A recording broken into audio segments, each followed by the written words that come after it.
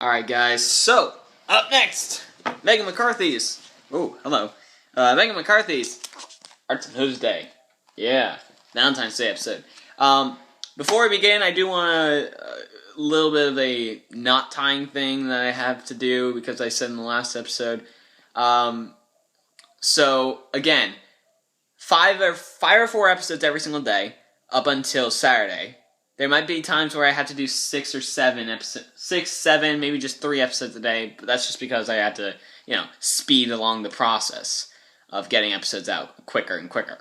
But that's just how it's going to be, because I need to get this done before the season starts. So, and as for what I said about the Doctor and the season, Doctor Who's 50th anniversary and the season 4 premiere episodes on Saturday, what I plan to do is do a quick review of each episode. I will get those out by, again, 2 Eastern time, and, whenever and where you're from. And as for Day of the Doctor, we already know that's premiering at 2:50 Eastern, and that's going to be a global simulcast. So whenever it ends, just wait about... If it's going to be an hour-long episode, then just wait about an hour after that. If it's going to be a 2-hour episode, I might need to, slow it down more to get into the 15-minute mark of each episode. So I might have to do that in multiple parts, just to, But, so yeah, just do that. Because just remember that. Because those are literally the videos that I'm going to be posting on Saturday. Those are the 3 episodes I will be posting on Saturday. 3 of them. I might do more on more subjects, but who knows. So without further ado, let's get this done. So the Cuban Crusaders are celebrating Hearts and Hooves Day, which is the pony equivalent of Valentine's Day. Personally, I think that's... Now, before I begin, I just want to put my thoughts on Valentine's Day as a huge holiday all around. I honestly don't like it. I don't like Valentine's Day. I don't think it's a really good holiday. Now, maybe that's just because I'm single. It sucks to be single on Valentine's Day. Maybe that's what it is. But I just don't know why people make such a big fuss about it. It's just everyone loves each other, but this is the day that it actually has to be you have to love one another. Okay. But, whatever. I don't know about it. Anyway, they present their teacher, Miss Cheerly, with a special card and ask her if she has a, quote, special somebody, unquote. I'm gonna guess that this is the equivalent of a Valentine? To celebrate with. I really don't know if this is supposed to be a pagan holiday or not, but I do remember an actual Saint Valentine, which is Valentine, who is the person who, to which the namesake of Valentine's Day comes from. So, just because it's a saint, does that make this a pagan holiday or not? I don't know. But Christmas, this has just become a commercial holiday, but whatever. It's just an excuse to buy your girlfriend or boyfriend flowers or candy or chocolates or a card. It's just an excuse, I don't like it. When she says no, they are in disbelief and set out to find her a stallion. Epic song. One adorable song sequence later. Na na na na na na na. The first song since 2 episodes ago with na na na na na na na na na na na. Sweetwell decides that Big Mac, Apple Bloom and Applejack's big brother, is the perfect match. I don't know if it was exactly Sweetwell that said that he was the perfect match. I don't really know. It was Scootaloo who did tell Big Mac, do anything special for Hearts and Hooves Day. And, I don't know if Sweetwell sort of said, oh, well, you got that, what, Scootaloo, that's a good idea. I'm gonna take credit for that. I don't know. But anyway, the Cuban Crusaders set up a romantic lunch for the pair, but it ends up being an awkward mess. This is the scene of it. That's the scene there. So when that doesn't work, they mix up a batch of love potion that Twilight found in a book, and trick Cheerilee and Big Mac into drinking it on another awkward date. This seems to work. Cheerilee asks Big Mac to be her special sun pony, and he accepts. The Crusaders are ecstatic until it works a little too well. Cheerilee and Big Mac are acting so over the top, sappy, that everyone else can hardly stand it. Apple Bloom fears she may have accidentally given them love poison that got them lost in each other's eyes to the point that they forgot to pay attention to their responsibilities. Here's the thing. With that, the story of the actual potion, poison, whatever, is that there was this prince and this princess, and they decided that, they love each other so much that they would drink a love potion. I don't know why. They love each other so much. Why would they drink a love potion to make them love each other more or something? I don't know. Or something like that. There was a story about that. It's a prince and a princess, and they drink it, and they fall in love with each other. The thing is, it's sort of a potion. It's sort of a potion because it works like that, and it's sort of a poison because, they couldn't perform their normal everyday duties. So they couldn't really lead their point of the country. Their part of Equestria. They couldn't lead their part of Equestria, so, cuckoo over. So they're cuckoo over, the other one, but the townsfolk are just like, pay attention to us, we're burning to the ground, yada yada yada. So that failed, apparently.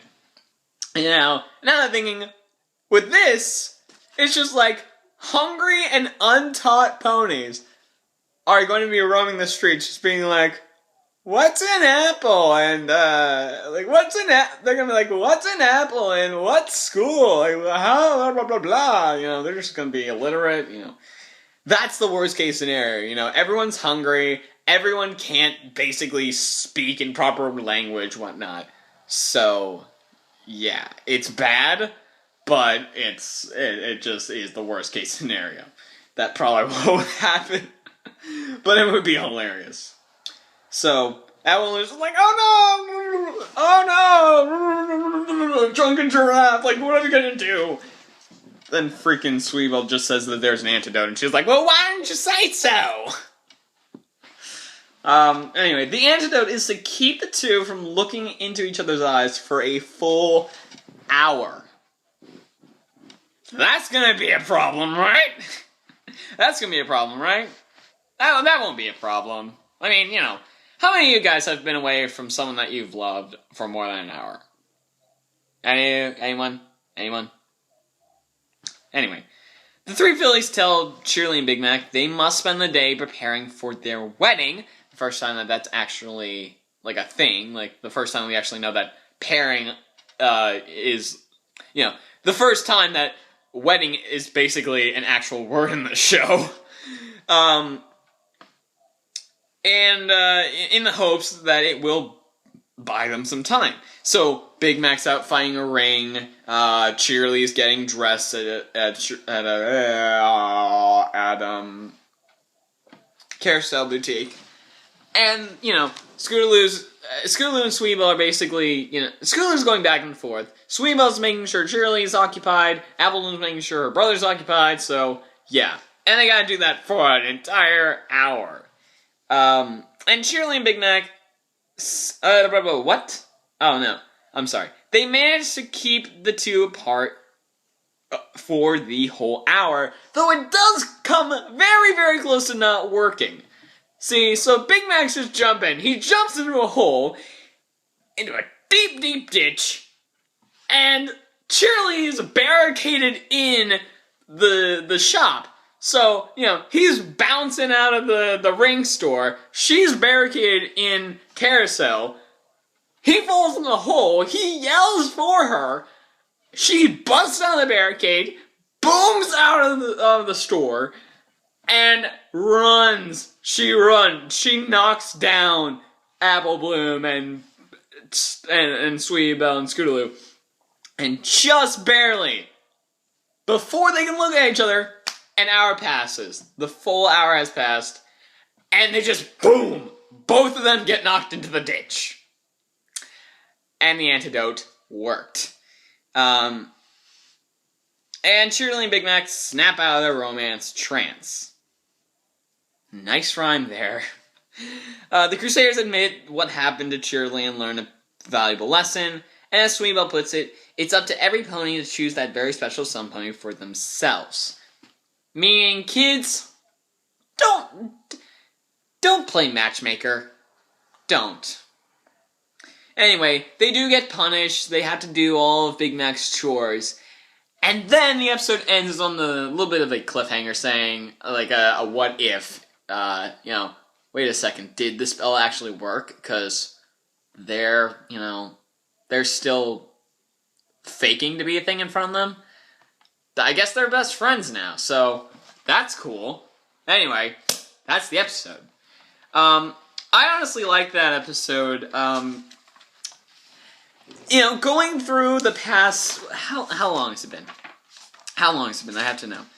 This is 1, 2, 3 weeks after the Dirtpocalypse, and I knew that everyone was still talking about it after 3 weeks. And I felt as though, you know what? I think this episode just said, guys, we're still doing it perfectly fine. I think this was the episode that just said, you know what? Let's just stop for a moment and just look at this episode, because this was amazing. The Cider episode was just like, she didn't learn anything. Okay, back to the Dirtpocalypse.